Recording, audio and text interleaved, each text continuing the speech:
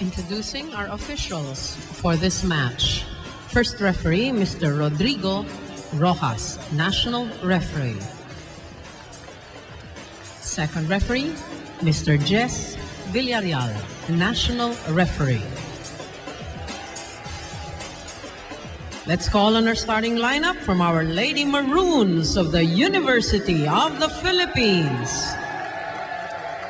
Let's start off with jersey number 2, May Angeli Basarte. At number 3, Maristela Layo. Wearing jersey number 10, Marialina Isabel Molde.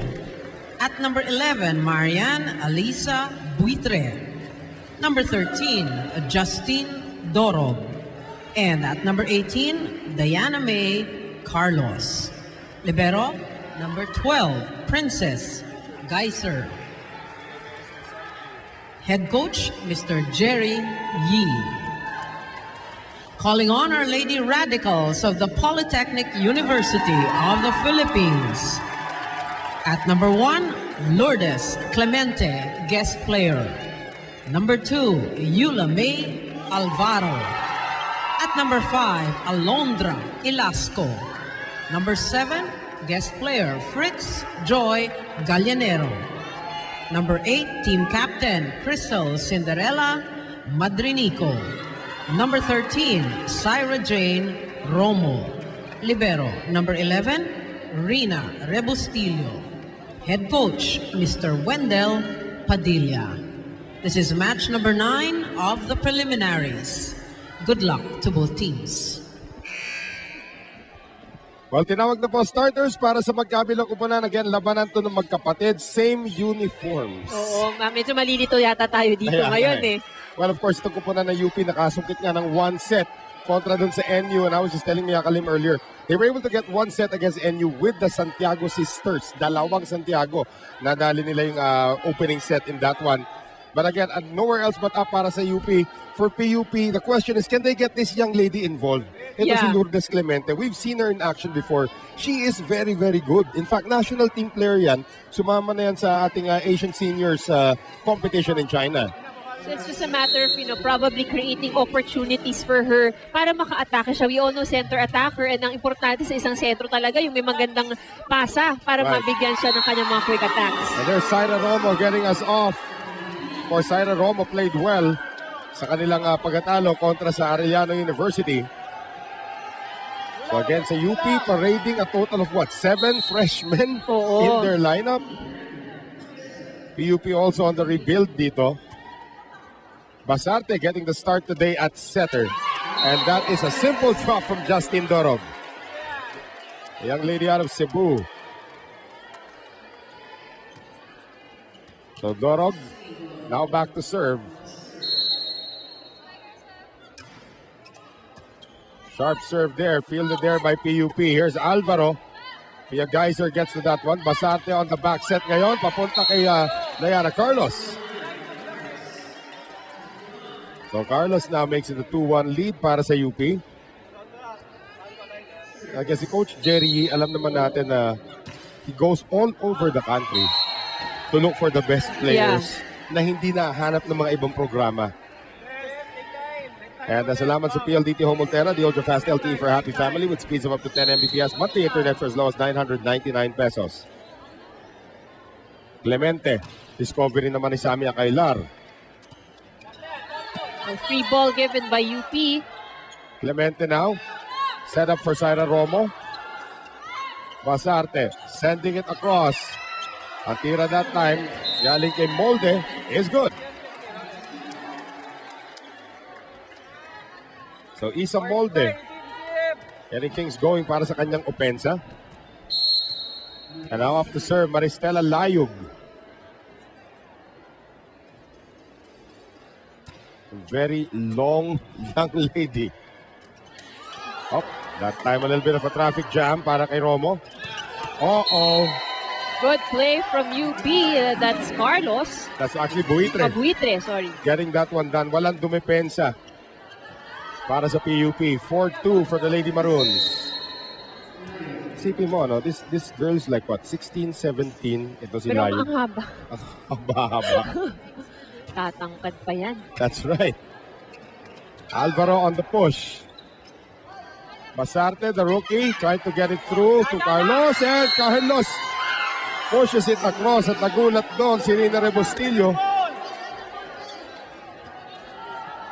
5-2 UP.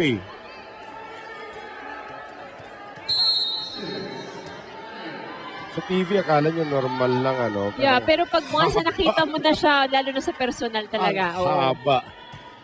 Oh, sabi ni Miyaka, legs for days. Very long. Good dig also para kay Layog, and that one will score again for UP. Ito si Justin Dorog, siga lang talaga, no? A very young 16-year-old siga. As you take a look at that ultra-fast hit brought to us by PLDT Home Ultera, the ultra-fast LTE for a happy family. And Layog continues to serve. Madrininko now, sending that to Syra Romo. So si Romo again, the lone bright spot offensively against Arellano. Now back to serve.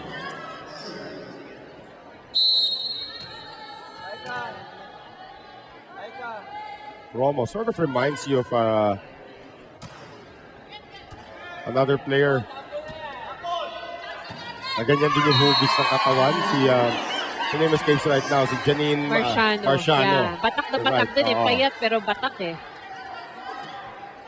A very young version of Janine Marciano actually. 6-4 UP. Romo. Basarte inangat ngayon para kay Isa Molde. That was off the hands of Madrininko. So 7-4 UP. Now Diana Carlos. Another 16-year-old freshman. Madrininko now inangat para dito kay Gallianero, and the veteran from Bacolod delivers.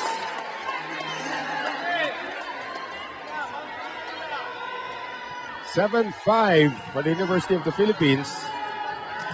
Pero PUP, inuunti-unti yung kanilang alamangan. Yula May Alvaro now to serve.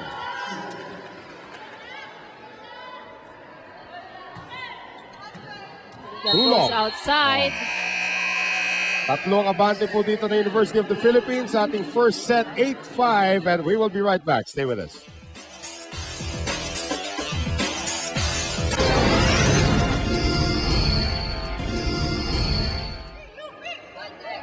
Ang ating airing schedules po dito sa GMA News TV, Saturday and Sunday live at those times. Of course, Monday to Thursday at 1 p.m. as we send it now to Miss 5 Sets herself, Miyaka Lim.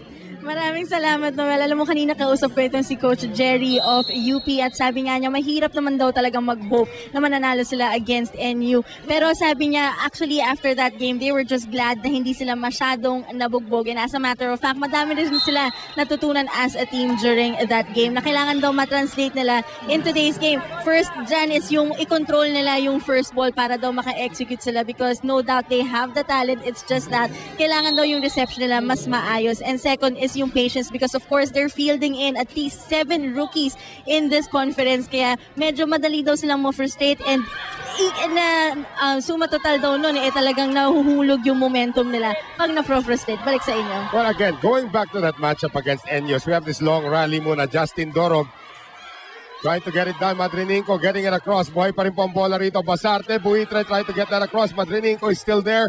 Alvaro inangat ngayon para kay Gallianero on the cut shot. Good cut shot from Gallianero. At baba sa tatlo ang abante rito ng Lady Maroons. Arms going one way, the ball going the other way. Going back to that matchup against NU, the liberos of UP struggled sa laban na yun. We're talking about Ariel Estraniero at ito si Pia Geyser. And alam natin na malaking bagay yun, no? If your liberos are not really functioning well, medyo mahihirapan. Buitre, almost scoring that time. Gallianero once again. Si Buitre hindi nakita yung bola. Galing sa likod, Isa Molde.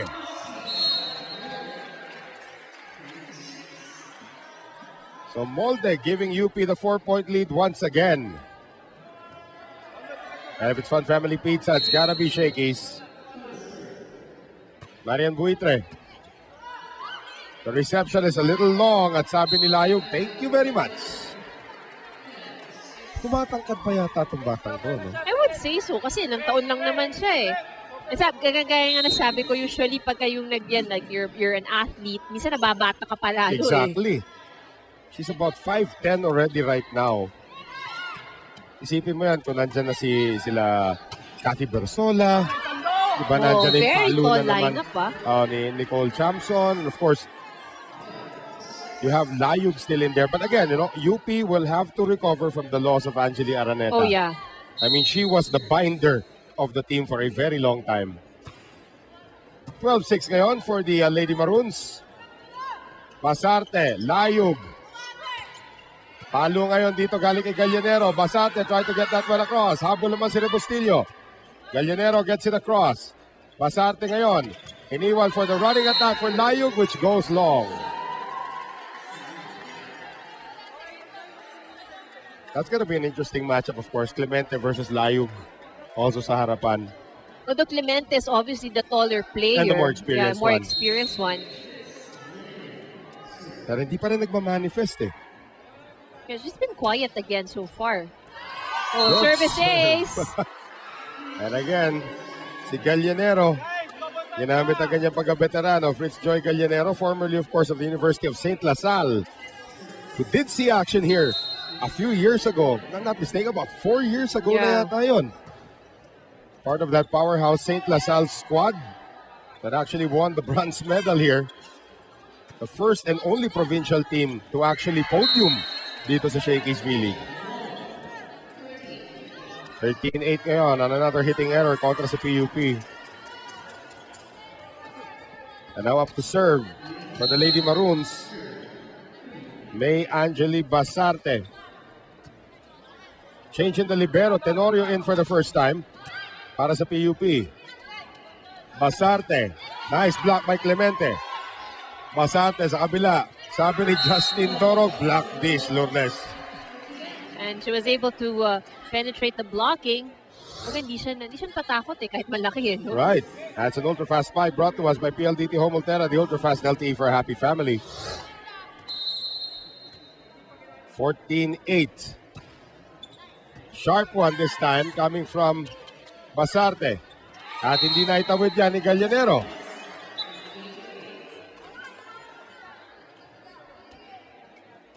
Yung bola daw, wag daw itatawid doon.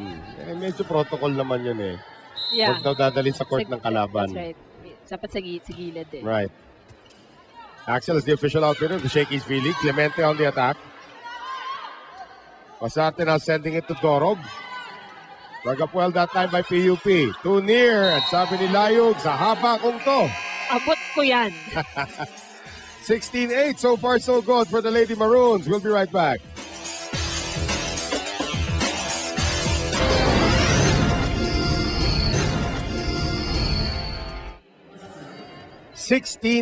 University of the Philippines po ang may abante kontra sa kanilang sister, PUP. So pagpapatuloy pa ng paghatid namin sa inyo, the Shakey's V-League dito po sa San Juan Arena, Noel Zarate alongside Miss Cavite, Ivy Remulla, and Miss 5 Sets, Mia Kalim.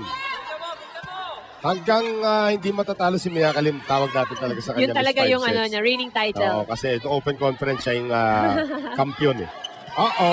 Clemente, dinaan sa haba kontra sa isang mahaba.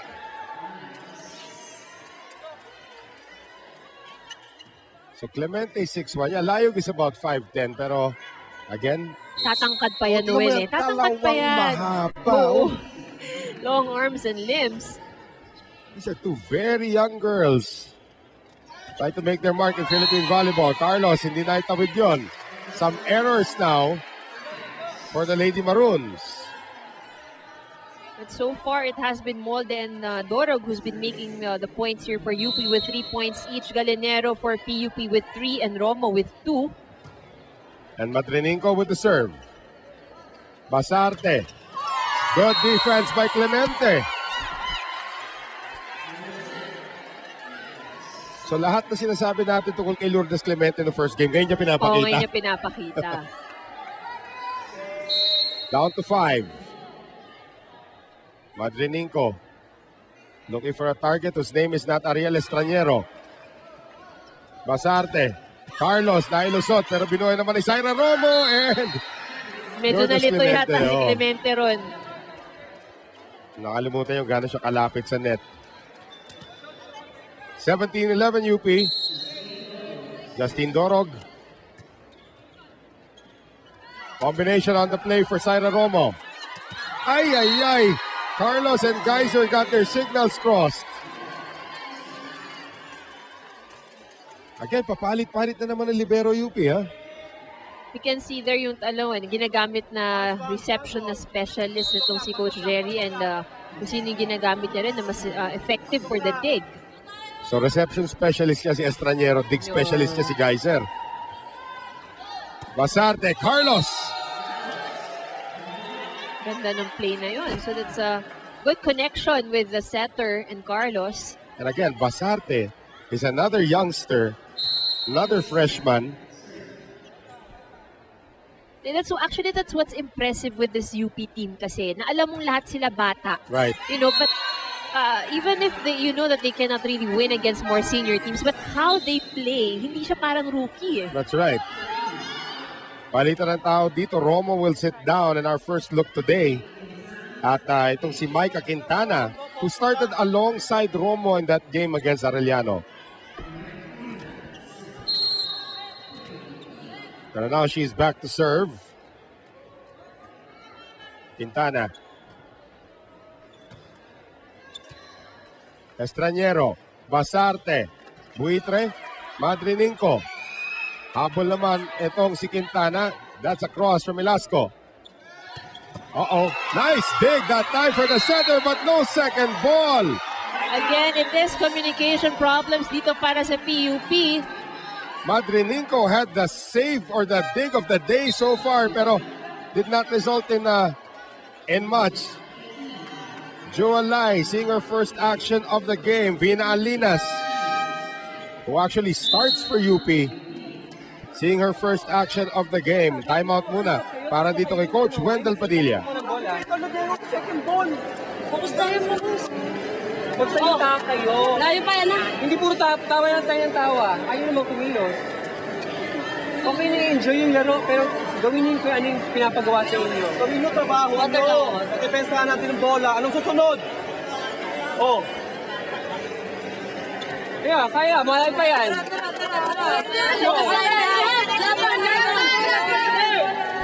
The coaching staff, of course, Wendell Padilla with a few words and Orwin Elumir with a few words as well. Pero look at that. Amazing dig, but again, walang second ball. Actually, good point doon ng kila coach, no? Kasi communication really is very important eh. Kung wala nga naman magsasalita sa loob. Right. Yeah, that usually would be the result of it. Okay, anong rule? If the setter gets the first ball, Usually talaga yung utility spiker na kukuha ng second ball. But then again, depende rin kasi kung saan pumunta yung bola. So whoever's nearest, of course, will be the one to get it. that's why there was a mix-up as Gallinero scores. Tenorio and Ilasco were in the same area. Yeah. So it's a matter of saying, it's either position nga, kung sino, ano yung Libero usapan or nila, utility. libero or utility. Oh. Pero doon pa rin yung pumapasok yung importance sa pagsasalita, if you're really gonna get it or not. Yula May Alvaro now to serve, down by 5. Good reception by Estraniero. And that is a bomb coming from Isa Molde. PLDT Home Altera, the ultra-fast LTE for a happy family with speeds of up to 10 Mbps monthly internet for as low as 999 pesos. Subscribe today. Madrininco. Ilasco puts that up ngayon for Gallinero. Nakaabang na naman si Buitre. Buitre, nakalmot yung bola that time. She has to send it across. Madrininco! Gutsy effort by the center of PUP.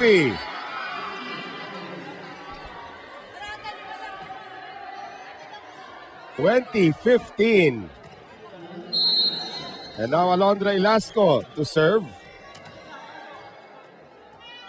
Mikasa is the official ball of the Shakey's V-League. Juolay Oh, nice setup for Marian Buitre. Double attack yun. Oo, Tawag double na, quick eh. Tawag na sina-sandwich ka. Hindi mo alam kung saan pupunta yon. That makes it more confusing is pareho kasing quick yung pasok. Right. So ngayon yung blockers mo will have to commit to only one. Madrininko now, sending it to Gallinero, getting that across. Lai, back set. At ang palo doon, nahanap ang butas ni Vina Alinas. 22-15 UP, timeout PUP. First kuha natin, ano ba yung peso sa likod? Tatlong zone yun. Sino may iwan sa dulo? Sino may iwan sa zone ano? Lagi-lagi lang yung palo eh. Pwede naman mabilis yung bola. Wala lang tayo sa position. Napakasimple. Ang sakot mo, diagonal lang eh. Diagonal. Ginagawa natin practice yan. Araw-araw. Ay, malayo pa yan. Malayo pa. Malayo pa. Malayo pa. Bawal na bawal. Laban. Say, PUP! Laban. Malayo pa nga because you need 25 points, pero at the same time, PUP just not clicking on defense. Yeah, that's right, sir. Ang pagiging problem nila now is yung kanilang, yung positioning nila is inside the court. So obviously a lot of holes sa kanilang defense. And the UP hitters are finding all the holes right now. Buitre on the serve. Gallinero with a setting error. So 23-15.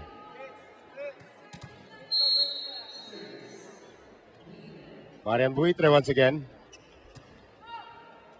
Madrininko, Lourdes Clemente turned back there by Alinas. Alinas again. Ito starter na to. Naglaro na yan last year para sa UP. In fact, started a few matches for them in the UAAP. If it's Fun Family Pizza, it's gotta be shaky. So 9 set points for the Lady Maroons. Bustillo overcooks it, but a problem at the net para dito kay Lourdes Clemente. So 25-15 ang ating score. Set number 1 belongs to the University of the Philippines. Shaky play natin. Makikita natin dito. If it's too high, it's not a problem for the other side. AC put away that time. Para dito kay Maristela Layog. UP takes set number 1.